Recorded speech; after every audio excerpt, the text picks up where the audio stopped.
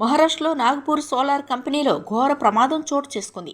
నాగపూర్లోని బజార్గావ్ గ్రామంలోని solar industries India limited కంపెనీలో ఈ ఘోరం జరిగింది. కంపెనీలోని క్యాస్ట్ బూస్టర్ ప్లాంట్లో ప్యాకింగ్ సమయంలో సడన్గా భారీ పేలుడు సంభవించింది. ఈ పేలుడులో 9 మంది కార్మికులు చనిపోయారు. మరికొంతమంది కార్మికులకు గాయాలయ్యాయని కంపెనీ వర్గాలు తెలిపాయి. గాయపడిన కార్మికులను వెంటనే దగ్గరలోని ఆసుపత్రికి తరలించారు.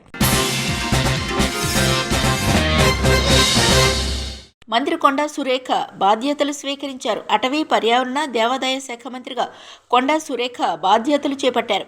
సచివాలయంలోని 4వ అంతస్తులో ఉన్న కార్యాలయంలో కుటుంబ సభ్యులతో కలిసి ప్రత్యేక పూజలు నిర్వహించారు. మంత్రి కొండా సురేఖ బాధ్యతల స్వీకరణ కార్యక్రమానికి దేవాదాయ, అటవీ శాఖల ఉన్నతాధికారులు, సిబ్బంది హాజరయ్యారు.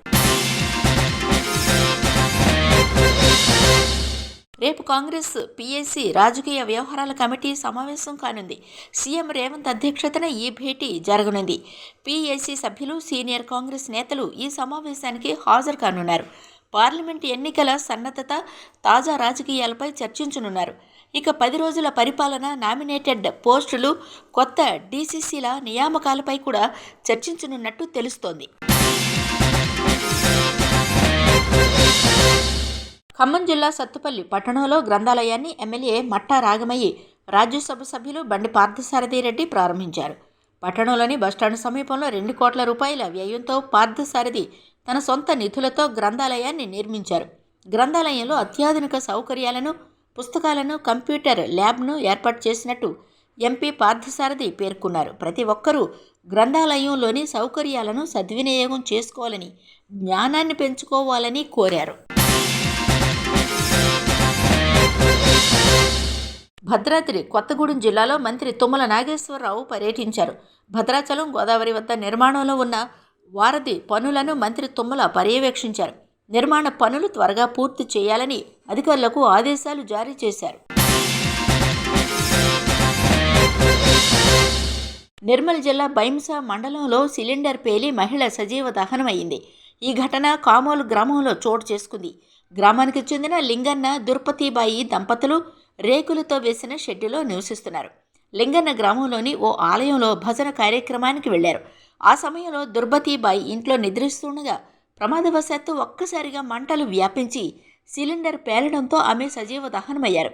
ఈ ఘటనతో సమీప ప్రాంతాల్లో ప్రజలు భయాందోళనకు గురయ్యారు. కేసు నమోదు చేసుకున్న పోలీసులు దర్యాప్తు చేపట్టారు.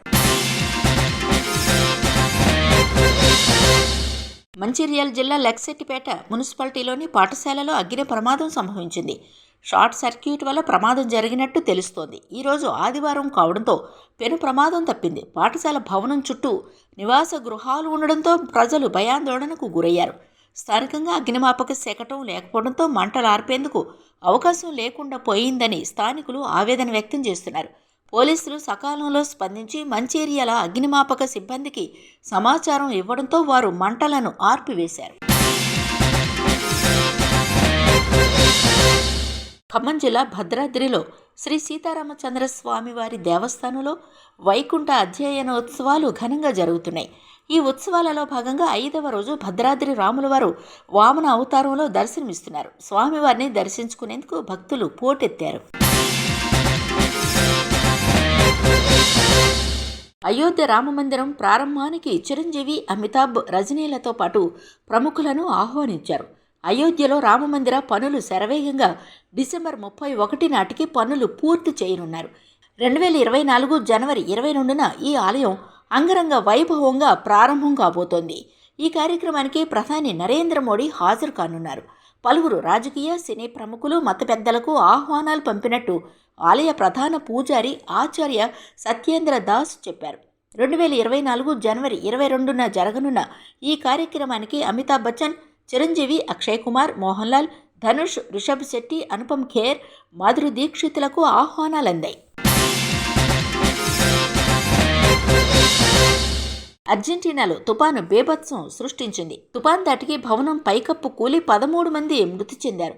భీకర తుపానుకు స్పోర్ట్స్ క్లబ్ పైకప్పు కూలిపోయింది. భారీ వర్షాలు, తీవ్ర గాలులు బాహియా బ్లాంకాను ఢీకొట్టడంతో స్కేటింగ్ పోటీ జరుగుతున్న ప్రదేశంలో పైకప్పు కూలిపోయింది.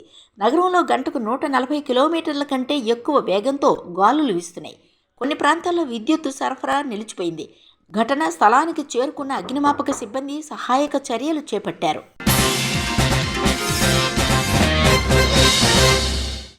ఈ వీడియో కనుక మీకు నచ్చినట్లయితే లైక్, షేర్ అండ్ సబ్స్క్రైబ్.